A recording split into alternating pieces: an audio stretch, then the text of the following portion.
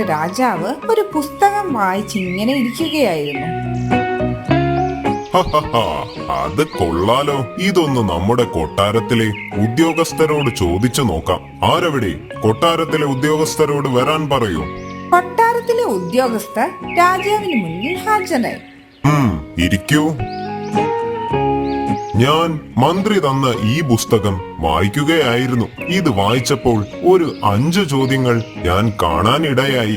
നമ്മുടെ കൂട്ടത്തിൽ ആർക്കൊക്കെ ഈ ചോദ്യങ്ങൾക്കുത്തരം അറിയാം എന്ന് നോക്കാൻ വേണ്ടിയാണ് നിങ്ങളെ എല്ലാവരെയും വിളിപ്പിച്ചത്. ചോദിക്കട്ടെ?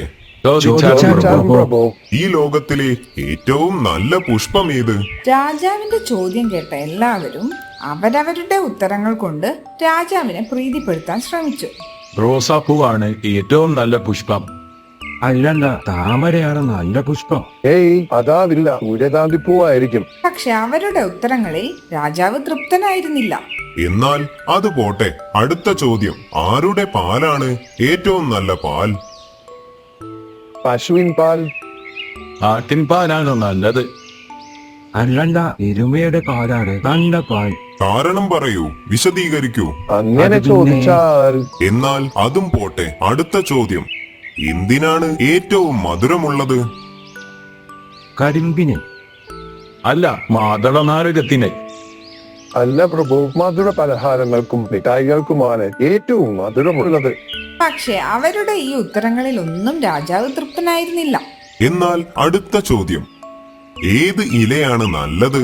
എന്താ സംശയം? അത് വാഴയില തന്നെ. അല്ലല്ല, വേപ്പിലയാണ് നല്ലത്. അതൊക്കെ പോട്ടെ.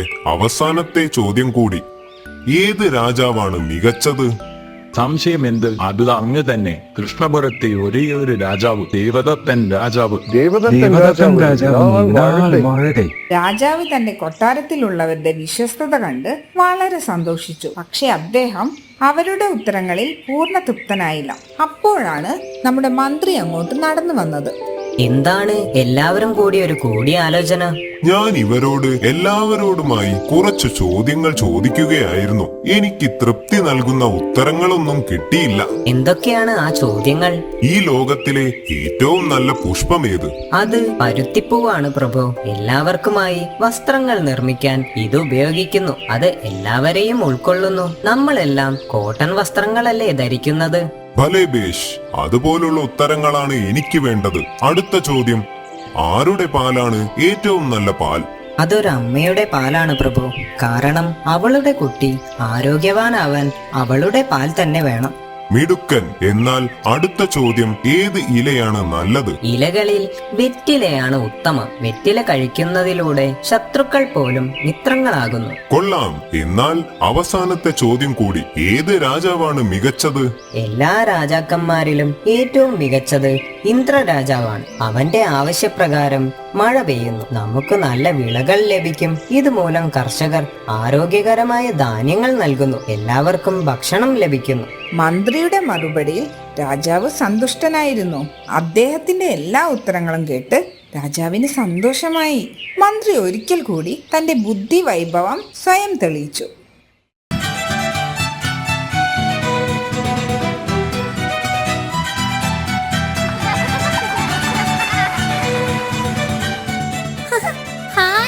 അടിപൊളി, സൂപ്പർ. നീ ഇതൊക്കെ എപ്പോൾ പഠിച്ചു?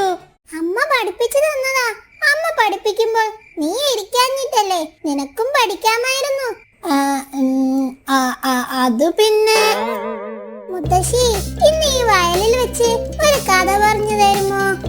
അത് അടിപൊളിയായിരിക്കും. പറ മുത്തശ്ശി, പ്ലീസ്. പറയാം. പണ്ട് ഒരു കാട്ടിൽ ഒരു കരടി ജീവിച്ചിരുന്നു.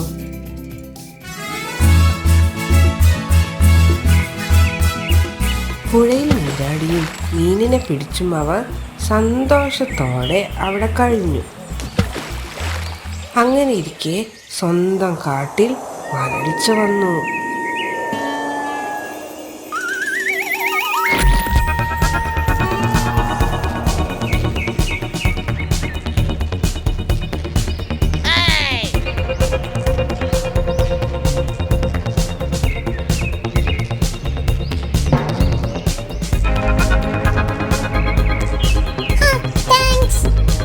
അങ്ങനെ ആ കാട്ടിലെ വരൾച്ച കാരണം ആഹാരത്തിനുള്ള വകയൊക്കെ കുറഞ്ഞപ്പോൾ അവൻ സ്വന്തം കാട് വിട്ട് മനസ്സില്ലാ മനസ്സോടെ അടുത്ത കാട്ടിലേക്ക് യാത്രയായി.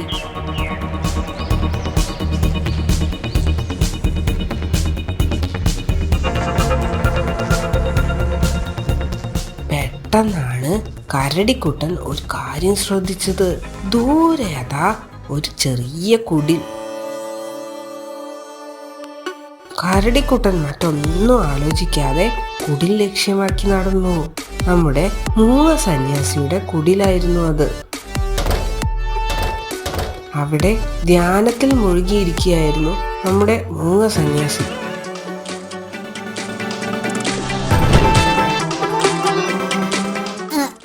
നമസ്കാരം ചേട്ടാ, ഞാൻ തൊട്ടപ്പുറത്തെ കാട്ടിൽ നിന്ന് വരികയാണ്. എന്താണ് വന്ന കാര്യം പറയൂ. മഹാഭാഗ്യവാനായിരുന്നു അവൻ. അതുകൊണ്ടാണല്ലോ മൂങ്ങ സന്യാസിയുടെ അടുത്ത് തന്നെ അവൻ ചെന്ന് പെട്ടത്. അവന്റെ കാര്യങ്ങളൊക്കെ ചോദിച്ചറിഞ്ഞ മൂങ്ങ സന്യാസി തന്നോടൊപ്പം താമസിക്കാൻ അവനെ അനുവദിച്ചു. അമ്മാവാ, അങ്ങേക്കുള്ള ആഹാരം കൂടി ഞാൻ എത്തിച്ചോളാം. കരടിക്കുട്ടൻ അങ്ങനെ പറഞ്ഞപ്പോൾ മൂങ്ങ സന്യാസിക്ക് ഉണ്ടായ സന്തോഷം കുറച്ചൊന്നുമായിരുന്നില്ല. ദിവസങ്ങൾക്കുള്ളിൽ തന്നെ ഇരുവരും വളരെയേറെ അടുത്തു. അസ്ത്രവിദ്യയിലും വയലിൻ വായനയിലും അതിനിപുണനായ നമ്മുടെ മൂങ്ങ സന്യാസി ആ വിദ്യ രണ്ടും കരടിക്കുട്ടനെ പഠിപ്പിച്ചു. അങ്ങനെ ദിവസങ്ങൾ കടന്നുപോയി. ഒരു ദിവസം കരടിക്കുട്ടൻ പറഞ്ഞു, അമ്മാവാ, ഒന്ന് നാട്ടിൽ പോകണമെന്നൊരു മോഹം. എന്റെ ആൾക്കാരൊക്കെ അവിടെയാണല്ലോ. അമ്മാവൻ അനുവദിച്ചാൽ. മോനെ, അങ്ങനെ ഒരു ആശ തടയാൻ ഈ അമ്മാവന് പറ്റുമോ? പോയി വരൂ. മൂങ്ങ സന്യാസി 2 കൈകളും തലയിൽ വെച്ച് അവനെ അനുഗ്രഹിച്ചു. എന്നിട്ട് തന്റെ അമ്പും വില്ലും അവന് കൊടുത്തിട്ട് പറഞ്ഞു, നിനക്കിവ തുണയായിരിക്കും. മാന്ത്രിക സ്പർശമുള്ളതാണ് രണ്ടും. സുരക്ഷിതമായി മടങ്ങി വരിക. അങ്ങനെ കരടിക്കുട്ടൻ തന്റെ സ്വന്തം നാട്ടിലേക്ക് പുറപ്പെട്ടു. സ്വന്തം കാട്ടിലെത്തിയ കരടിക്കുട്ടൻ ആദ്യം കണ്ടുമുട്ടിയത് ചെന്നായയായിരുന്നു. അവര് പരസ്പരം വിശേഷങ്ങളൊക്കെ കൈമാറി. ഒടുവിൽ ചെന്നായി പറഞ്ഞു, എന്റെ പൊന്ന് സ്നേഹിത, വിശന്നിട്ട് വയ്യ. രാവിലെ മുതൽ ഒരു കാട്ടുമാനിന്റെ പിന്നാലെ കൂടിയതാ. എന്നെ വെട്ടിച്ച് അവൻ ഓടിക്കളഞ്ഞു. ഇവിടെ എവിടെയോ അവനുണ്ട്. തളർന്നടാ, വയ്യ. ഹോ, ഇതാണോ കാര്യം? അതിലെന്തത്ര വിഷമിക്കുന്നു? ദാ ഇത് കണ്ടോ? ഇവനെ ഒന്ന് പ്രയോഗിച്ചാൽ എത്ര ദൂരെയുള്ള മാനും ഡിം അവനെ ഒന്ന് കാണിച്ചു തന്നാൽ മതി. അമ്പും വില്ലും തയ്യാറാക്കി അവൻ ഒരുങ്ങി നിന്നു. ഏറെ നേരം കഴിഞ്ഞില്ല. ചെന്നായ സന്തോഷത്തോടെ പറഞ്ഞു, ദാ നോക്ക് അവിടെ. എന്നാൽ മാനിനെ വീഴ്ത്തിയ കരടിക്കുട്ടനോട് ഒരു നന്ദി വാക്ക് പോലും ചെന്നായ പറഞ്ഞില്ല. പകരം അമ്പും വില്ലും തനിക്ക് നൽകണമെന്ന് വാശി പിടിക്കുകയാണ് ചെയ്തത്. പറ്റില്ല, ഇത് ഞാൻ തരില്ല. ചേട്ടാ, എന്റെ അമ്പും വില്ലും ഇവൻ മോഷ്ടിച്ചു. ഇല്ലല്ല, ഇത് എന്റേതാണ്. കുറുക്കൻ 2 പേരുടെയും വാദപ്രതിവാദങ്ങൾ കേട്ടു. ഒടുവിൽ പറഞ്ഞു, ഒരു തീരുമാനത്തിലെത്താൻ എനിക്ക് കഴിയുന്നില്ല. കാട്ടുകോടതിക്ക് മുന്നിൽ നമുക്ക് പ്രശ്നം അവതരിപ്പിക്കാം. കോടതി കൂടുന്നത് വരെ തർക്കത്തിന് കാരണമായ വസ്തു താൻ സൂക്ഷിക്കും. എന്താ? ചെന്നായ ആ അഭിപ്രായം പെട്ടെന്ന് തന്നെ അംഗീകരിച്ചു. കരടിക്കുട്ടനും അത് സമ്മതിക്കേണ്ടി വന്നു. എന്നാണ് കോടതി കൂടുന്നതെന്ന് മുഖ്യ വിധികർത്താവായ സിംഹവുമായി കൂടി ആലോചിച്ച് പറയുന്നതാണ്. ഇപ്പോ എല്ലാവർക്കും പിരിഞ്ഞു പോകാം. അങ്ങനെ മനസ്സില്ലാ മനസ്സോടെ കരടിക്കുട്ടൻ അവിടെ നിന്നും നടന്നു നീങ്ങി.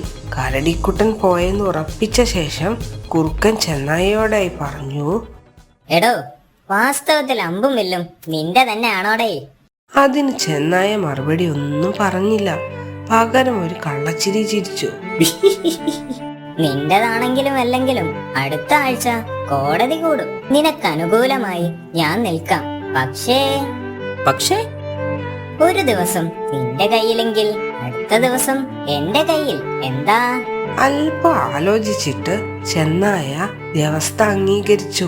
അങ്ങനെ കാട്ടുകോടതി ദിവസം വന്നു. തർക്കങ്ങൾ കാര്യമായി നടന്നു.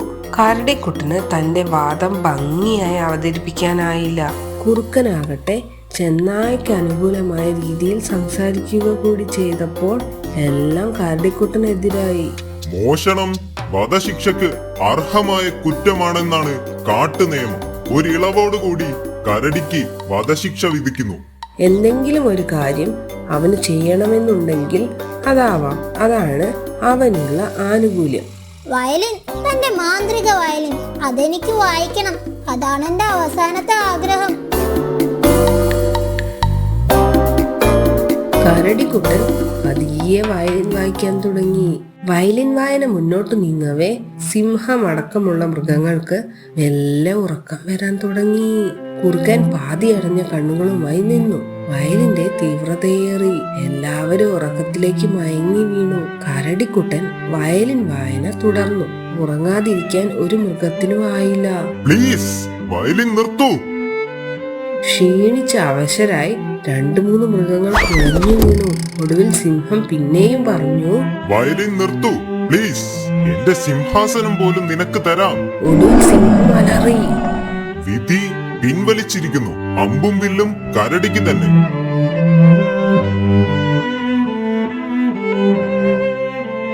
ഇതിൽ നിന്ന് നമുക്ക് എന്തു മനസ്സിലാക്കാം? ചതിയിലൂടെ നേടിയതൊന്നും ശാശ്വതമല്ല.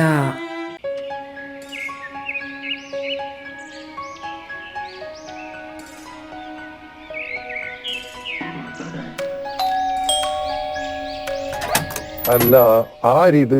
ജോമിയോ? വാ കയറിയിരിക്കും. ഉണ്ടല്ലോ. അലക്സേ, മോനെ അലക്സേ, ഇതാരാ വന്നേന്ന് നോക്കിയേ. വേണ്ട അങ്കിൾ, അവനെ വിളിക്കണ്ട. സത്യത്തിൽ ഞാൻ അവനെ കാണാനല്ല വന്നത്, അങ്കിളിനെ കാണാനാണ്. ആണോ? എന്നാ വാ. വന്ന കാലിരിങ്ങനെ പുറത്തു നിൽക്കാതെ മോൾ അകത്തേക്ക് കയറിയിരിക്കും. എന്താ മോളെ പ്രശ്നം? മുത്തശ്ശൻ അറിയില്ലേ അലക്സിന്റെ വയലിൻ വായനയെ കുറിച്ച്? ഓ, അവൻ വയലിൻ വായനയിൽ മിടുക്കനാണല്ലോ. എന്തു പറ്റി? സ്കൂളിലെ ഇത്തവണത്തെ വയലിൻ കോമ്പറ്റീഷനിൽ അവൻ പങ്കെടുക്കുന്നില്ല പോലും. അതെന്തു പറ്റി? അറിയില്ല അങ്കിൾ. അങ്കിൾ ഒന്ന് അവനോട് സംസാരിക്കണം. അവൻ പങ്കെടുത്താൽ അവന് ഫസ്റ്റ് ഉറപ്പാണ്. വാ, നമുക്ക് ഇപ്പോൾ തന്നെ അവനോട് സംസാരിക്കാം. അലക്സൂട്ടാ, ഇവൾ പറയുന്നതിൽ എന്തെങ്കിലും സത്യമുണ്ടോ? നീ ഇത്തവണ വയലിൻ കോമ്പറ്റീഷനിൽ പങ്കെടുക്കുന്നില്ലേ? എനിക്കതിൽ നന്നായി പെർഫോം ചെയ്യാൻ കഴിയുമെന്ന് തോന്നുന്നില്ല മുത്തശ്ശ. നീ ഇതിനു വേണ്ടിയല്ലേടാ 1 മാസം മുടങ്ങാതെ വയലിൻ പ്രാക്ടീസ് ഒക്കെ ചെയ്തത്. നന്നായി വായിക്കുന്നുമുണ്ടായിരുന്നല്ലോ. പിന്നെന്ത് പറ്റി? നിന്നേക്കാൾ നന്നായി വായിക്കുന്ന വേറെ ആരും തന്നെ കൂടിയില്ല എന്നാണ് ജോമിയ പറഞ്ഞത്. അതെ അലക്സ്, നീ എന്തായാലും പങ്കെടുക്കണം. നിനക്ക് ഫസ്റ്റ് ഉറപ്പാണ്. എന്നാലൊന്ന് ശ്രമിച്ചു നോക്കാം, അല്ലേ? Thank you Alex.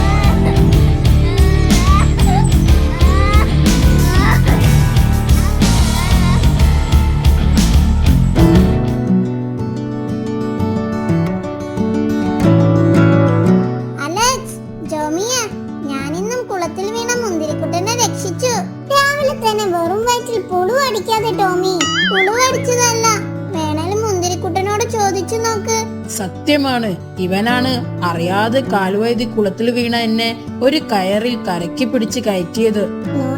രണ്ടാളും കണക്കാ. ചക്കിക്കൊത്ത ചങ്കരന്മാർ. ഒരു ബക്കറ്റ് വെള്ളം മര്യാദയ്ക്ക് പൊക്കാൻ പറ്റാത്ത ടോമിയാണ് മുന്തിരിക്കുട്ടനെ ഒറ്റയ്ക്ക് കയറി വലിച്ച് കരക്കി കയറ്റിയെന്ന് പറയുന്നത്. വിശ്വസിക്കാൻ കുറച്ച് ബുദ്ധിമുട്ടുണ്ട് മക്കളെ. നിങ്ങൾ എന്താണ് ടോമി പറയുന്നത് വിശ്വസിക്കാത്തത്? മുങ്ങിത്താന്നു പോയ തന്റെ കൂട്ടുകാരനെ രക്ഷിച്ച ടോമിയെ അഭിനന്ദിക്കുകയല്ലേ വേണ്ടത്? അങ്കിളും ഇവരുടെ നുണക്കഥ വിശ്വസിച്ചോ? അവർ പറഞ്ഞത് എവിടെയാണെന്നൂടാ? ടോമിക്ക് എങ്ങനെയാണ് മുന്തിരിക്കുട്ടനെ രക്ഷിക്കാനുള്ള ശക്തി കിട്ടിയത് എന്നല്ലേ നിങ്ങളുടെ സംശയം? ആ സമയം നിങ്ങൾ ആരെങ്കിലും ഇവരുടെ കൂടെ ഉണ്ടായിരുന്നോ? ഇല്ല, ടോമിക്ക് സഹായത്തിനായി ആരെയെങ്കിലും കിട്ടിയിരുന്നോ? ഞാൻ നോക്കിയിരുന്നു, പക്ഷെ ആരെയും കണ്ടില്ല.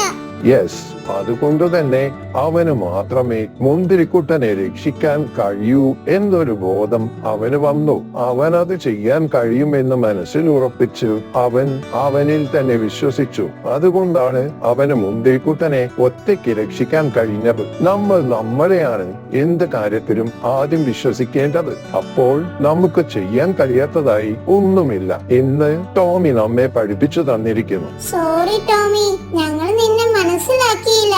നീ ഒരു ഹീറോ തന്നെ. Yes, super hero Tomy.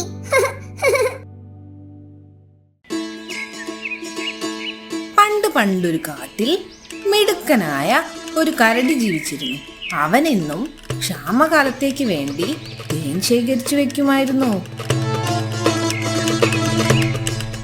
അങ്ങനെ അന്നും പതിവ് പോലെ അവൻ തേൻ ശേഖരിക്കാൻ പോയി. അപ്പോഴാണ് അതുവഴി തന്റെ സുഹൃത്തായ തേനീച്ച പറന്നു വന്നത്.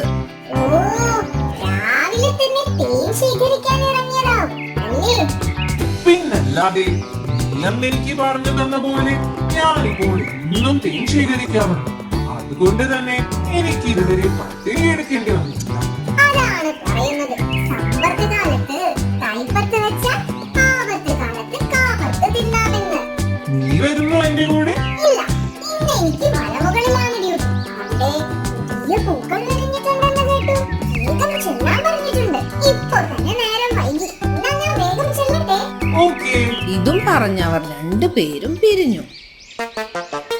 കുറഞ്ഞ സമയത്തിന് ശേഷം മാനമിരുണ്ടു. തേനെടുക്കാൻ പോയ കരടിക്കുട്ടൻ സമയം പോയതറിഞ്ഞില്ല. അവൻ കുടത്തിൽ നിറയെ തേനുമായി വീട്ടിലേക്ക് വേഗം നടന്നു. നല്ല മഴ വരുന്നുണ്ട്, വേഗം നടക്കാം. എന്നായെങ്കിൽ നല്ല അടിപൊളി സ്വർണ്ണ നിറത്തിലുള്ള തേനാണ് കിട്ടിയതും. പെട്ടെന്നാണ് വലിയ കാറ്റ് വീശിയതും ഇടിമിന്നൽ അടിച്ചതും. അമ്മേ, എത്രയും പെട്ടെന്ന് എവിടെയെങ്കിലും കയറി നിൽക്കണം. ഇല്ലെങ്കിൽ ഇപ്പോൾ മഴ നനഞ്ഞ ഞാൻ ഇഷ്ടപ്പെട്ട് ശേഖരിച്ചതിന്റെ തേനൊക്കെ വെള്ളത്തിലോ. തേൻകുടവുമായി നമ്മുടെ കരടിക്കുട്ടൻ അങ്ങോട്ടും ഇങ്ങോട്ടും ഓടിക്കൊണ്ട് കയറി നിൽക്കാൻ ഒരു സ്ഥലം നോക്കി. പെട്ടെന്നാണ് ദൂരെ ഒരു ഗുഹ ശ്രദ്ധയിൽപ്പെട്ടത്. ഹാവൂ, ഒരു ഗുഹയല്ലേ അത്? വേഗം തന്നെ അതിനുള്ളിൽ കയറിക്കൂടാം. മഴ തോന്നിട്ട് ഈ വീട്ടിൽ പോകാം. കരടിക്കുട്ടൻ വേഗം തന്നെ ഗുഹയ്ക്കുള്ളിലേക്ക് ഓടിക്കയറി. ഗുഹയ്ക്കുള്ളിലേക്ക് കയറിയതും കരടിക്കുട്ടൻ പേടിച്ചു പോയി. നമ്മുടെ കരടിക്കുട്ടൻ അറിയാതെ കയറിയത് ഒരു സിംഹത്തിന്റെ ഗുഹയിലേക്കായിരുന്നു.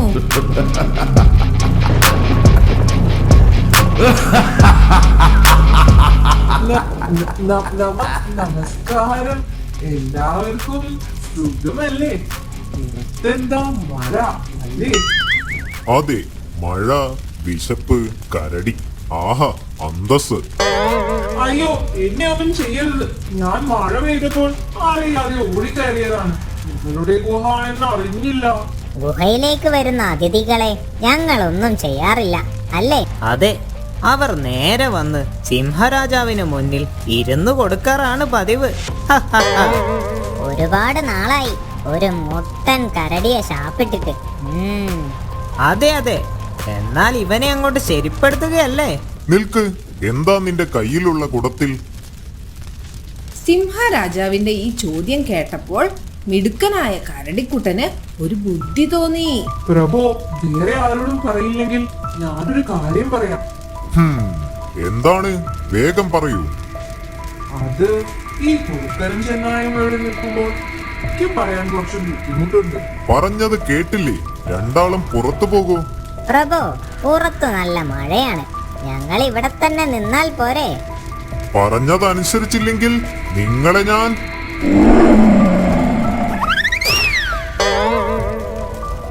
പറയൂ, നിനക്കെന്താണ് പറയാനുള്ളത്? പ്രഭു, ഇതൊരു മാജിക് തേനാണ്. എന്റെ മുൻമുത്തശ്ശി നാട്ടിലേക്കാൾ ആയുർവേദ മരുന്നുകൾ കൊണ്ട് ഉണ്ടാക്കിയതാണ്. എന്ത് മാജിക്? എന്താണ് ഈ തേനിന്റെ പ്രത്യേകത? കേൾക്കട്ടെ. ഈ തേൻ ആര് കുടിക്കുന്നു അവർക്ക് ഈ കാട്ടിലെ ഏറ്റവും വലിയ ശക്തിയുള്ളവരാവാം. അല്ലാതെ അവർക്ക് മരണമില്ല. എല്ലാ കാലത്തും ഒരുപോലെ പ്രായമാവാതെ നിൽക്കും.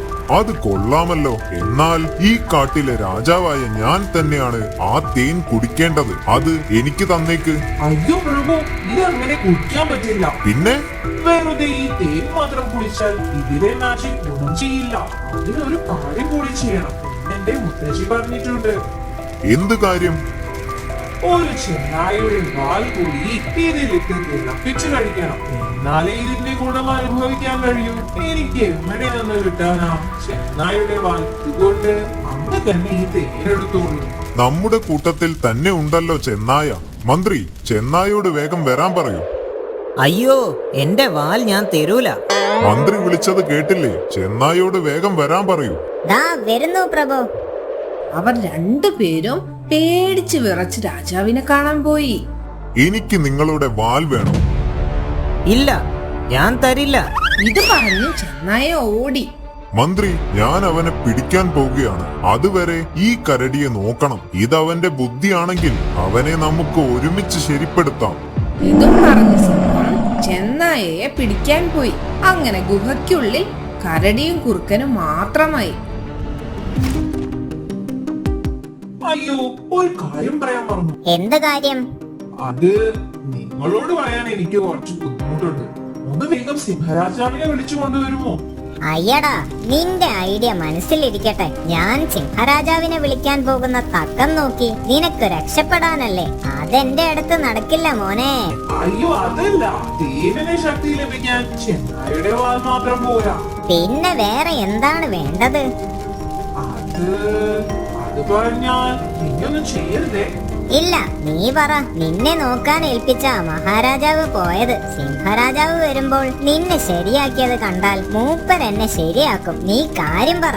അത് പിന്നെ ചെന്നായുടെ വാലിന്റെ കൂടെ ഒരു കുറുക്കന്റെ വാലും ചേർത്ത് വേണം തേൻ തിളപ്പിച്ച് കഴിക്കാൻ. എന്നാലേ ഈ തേനിന്റെ ശക്തി ഫലിക്കൂ. ദൈവമേ, നീ എന്നോട് പറഞ്ഞത് പറഞ്ഞു. ഇത് നീ ആ വട്ടൻ രാജാവിനോട് പറയല്ലേ. പറയാതെ പിന്നെ മാന്ത്രിക തേനിന്റെ ശക്തി ഫലിച്ചില്ലെങ്കിൽ പിന്നെ എന്നെ ശരിയാകില്ലേ രാജാവ്? ആ രാജാവ് വരുന്നുണ്ടെന്ന് തോന്നുന്നു. എന്നാൽ ഞാൻ കാശിക്ക് പോയെന്ന് പറഞ്ഞേക്ക്. അങ്ങനെ മഴ മാറി കരടി തന്റെ തേനുമായി വീട്ടിലേക്ക് പോയി. മിടുക്കനായ കരടിക്ക് അവസരോചിതമായ ഇടപെടൽ കാരണം സ്വന്തം ജീവൻ തിരിച്ചു കിട്ടി. ജീവിതത്തിൽ പേടിക്കാതെ മുന്നേറുക.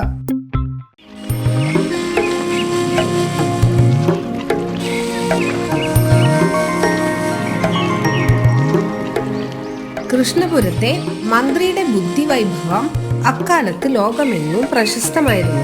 ഒരു ദിവസം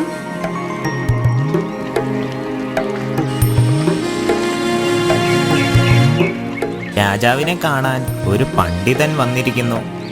പണ്ഡിതനോ? എന്താ കാര്യമെന്ന് തിരക്കിയില്ലേ? പൂവ്, അദ്ദേഹം തന്റെ ബുദ്ധിവൈഭവം കൊണ്ട് പല രാജ്യത്തിലെയും പണ്ഡിതന്മാരെ പരാജയപ്പെടുത്തിയിട്ടുണ്ട്. അതുപോലെ ഇവിടുത്തെ മന്ത്രിയെ പറ്റിയും കേട്ട് മന്ത്രിയെ കൂടി പരാജയപ്പെടുത്തി അയാളുടെ പാണ്ഡിത്യം തെളിയിക്കാൻ അനുവദിക്കണം എന്നാണ് പറയുന്നത്. ഹഹാ, അത് കൊള്ളാം. എന്തായാലും വരാൻ പറയൂ, ഞാൻ രാജാവിനോട് പറയാം.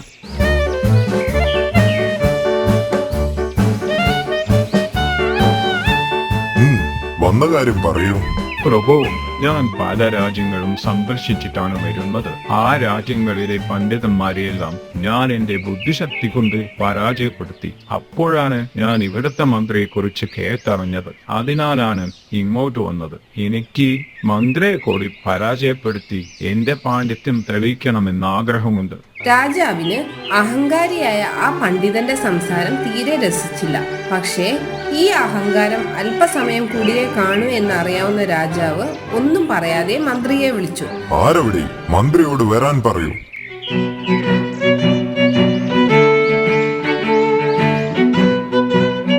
മന്ത്രി, ഈ പണ്ഡിതന് താങ്കളോട് എന്തോ ചോദിക്കുവാനുണ്ട്. അതിനെന്താ? അല്ലയോ പണ്ഡിത, അങ്ങേക്ക് എന്താണോ ചോദിക്കാനുള്ളത് അത് ചോദിച്ചാലോ? ഇത് കേട്ടതും പണ്ഡിതൻ മന്ത്രിയോട് ചോദിച്ചു, പറയൂ മന്ത്രി, നിങ്ങളോട് എളുപ്പമുള്ള 100 ചോദ്യങ്ങൾ ചോദിക്കണോ അതോ പ്രയാസമുള്ള ഒരു ചോദ്യം ചോദിക്കണോ? മന്ത്രി പുഞ്ചിരിച്ചുകൊണ്ട് മറുപടി പറഞ്ഞു. പ്രയാസമുള്ള ഒരു ചോദ്യം ചോദിക്കൂ. ഇത് കേട്ടതും രാജാവിനും സഭയിലുള്ളവരിലുമെല്ലാം ജിജ്ഞാസ വർദ്ധിച്ചു. എന്തായിരിക്കും ആ ഒരു ചോദ്യം? അവർ പരസ്പരം പിറുപിറുത്തു. പണ്ഡിതൻ മനസ്സിൽ കരുതി, ഏതു വിധേനയും മന്ത്രിയെ പരാജയപ്പെടുത്തുക തന്നെ വേണം. അതിനായി മന്ത്രിയെ കൊണ്ട് ഒരിക്കലും ഉത്തരം പറയാൻ കഴിയാത്ത ചോദ്യം തന്നെ ചോദിക്കണം. ഒരു നിമിഷം ആലോചിച്ചതിന് ശേഷം പണ്ഡിതൻ ആ ഒരു ചോദ്യം മന്ത്രിയോട് ചോദിച്ചു. പറയൂ മന്ത്രി, കോഴിയാണോ അതോ മുട്ടയാണോ ആദ്യം ഉണ്ടായത്? പണ്ഡിതന്റെ ഈ ചോദ്യം കേട്ടതും സദസ്സ് മുഴുവൻ നിശബ്ദമായി. എന്നാൽ മന്ത്രി അപ്പോഴും പുഞ്ചിരിച്ചു കൊണ്ട് തന്നെ നിന്നു. ചോദ്യം കേട്ടു കഴിഞ്ഞതും മന്ത്രി പണ്ഡിതനോടായി പറഞ്ഞു, ആദ്യമുണ്ടായത് തീർച്ചയായും കോഴി തന്നെയാണ്. ഇത് കേട്ടതും പണ്ഡിതൻ മന്ത്രിയോടായി ചോദിച്ചു, അതെങ്ങനെയാണ് നിങ്ങൾക്ക് ഇത്രയും ഉറപ്പായിട്ട് പറയാൻ കഴിയുന്നത്? നിങ്ങൾ എന്നോട് ഒരു ചോദ്യം ചോദിക്കുമെന്നാണ് പറഞ്ഞത്. അത് നിങ്ങൾ ഇതിനകം തന്നെ ചോദിച്ചു കഴിഞ്ഞു. അതിനു ഞാൻ മറുപടിയും നൽകി. അപ്പോൾ പിന്നെ എങ്ങനെയാണ് ഞാൻ നിങ്ങളുടെ ഈ ചോദ്യത്തിന് ഉത്തരം നൽകുന്നത്? ആ പണ്ഡിതന് അതിന് മറുപടി ഒന്നും തന്നെ പറയാനുണ്ടായിരുന്നില്ല. അയാൾ ഒന്നും മിണ്ടാതെ നാണിച്ച് തലയും കുനിച്ച് അവിടെ നിന്നും മടങ്ങി. അങ്ങനെ ഒരിക്കൽ കൂടി കൃഷ്ണപുരത്തെ മന്ത്രി തന്റെ ബുദ്ധി കൊണ്ട് പണ്ഡിതന്റെ മുന്നിൽ ജയിച്ചു. രാജാവ് മന്ത്രിയെ വാനോളം പുകഴ്ത്തി.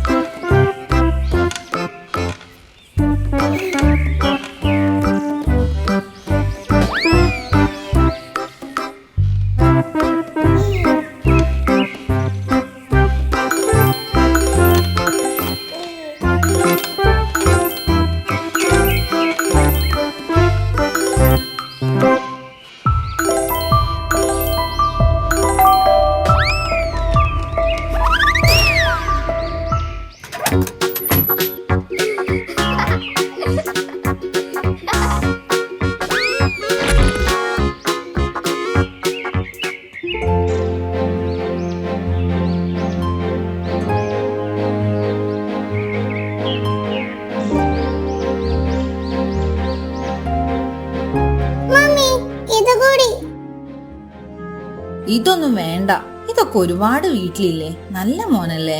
എനിക്ക് വേണം, എനിക്ക് വേണം, എനിക്ക് വേണം, എനിക്ക് വേണം. എന്താ പ്രശ്നം? ഇവൻ ഈ കാറ് വേണമെന്ന് പറഞ്ഞ് വെറുതെ വാശി പിടിക്കുക. വാങ്ങിച്ചു കൊടുത്തേക്ക്. ആൾക്കാരെ നോക്കുന്നു. അവന്റെ കരച്ചിൽ നിർത്താൻ നോക്ക്. നിങ്ങളാണ് ഇവനെ ഇങ്ങനെ വാശി പിടിക്കുമ്പോഴേക്ക് എല്ലാം വാങ്ങിക്കൊടുത്ത് വഷളാക്കുന്നത്. എന്നാൽ വാങ്ങിച്ചു കൊടുക്കാതെ അവന്റെ കരച്ചിൽ മാറ്റാൻ നോക്ക്. ഞാൻ കാറിൽ ഉണ്ടാവും. എല്ലാം വാങ്ങിച്ചു കഴിഞ്ഞാൽ വിളിച്ചാൽ മതി. ഞാൻ പോകുന്നു.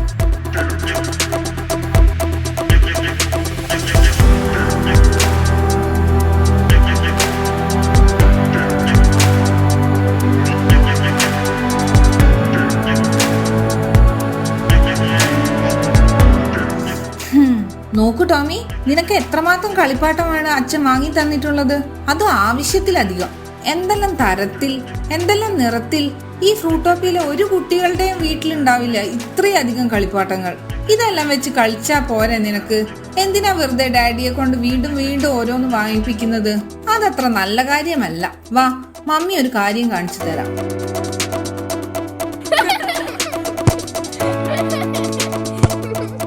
ടോമി, അത് കണ്ടോ? അവർ ഒരുപാട് ടോയ് വെച്ചല്ല കളിക്കുന്നത്. ഒരു പന്ത് വെച്ച് എല്ലാവരും കൂടിയാണ് കളിക്കുന്നത്. നിനക്ക് എന്തുകൊണ്ട് അവരോടൊപ്പം കളിച്ചുകൂടാ? അല്ലെങ്കിൽ അവരെ വീട്ടിൽ വിളിച്ചുകൂടാ? അതും അല്ലെങ്കിൽ നിന്റെ കളിപ്പാട്ടങ്ങളിൽ നിന്നും കുറച്ച് കളിപ്പാട്ടങ്ങൾ അവർക്ക് കൂടി കൊടുത്തുകൂടാ? നല്ലൊരു ഐഡിയ ആണ് മമ്മി. ഞാൻ ഇന്ന് തന്നെ അവരോടൊപ്പം ഒരുമിച്ച് കളിക്കും. ഹായ് ഫ്രണ്ട്സ്, എല്ലാവരും വീട്ടിലേക്ക് വാ. എന്റെ വീട്ടിൽ ഒരുപാട് കളിപ്പാട്ടങ്ങളുണ്ട്. നമുക്ക് ഒരുമിച്ച് കളിക്കാം.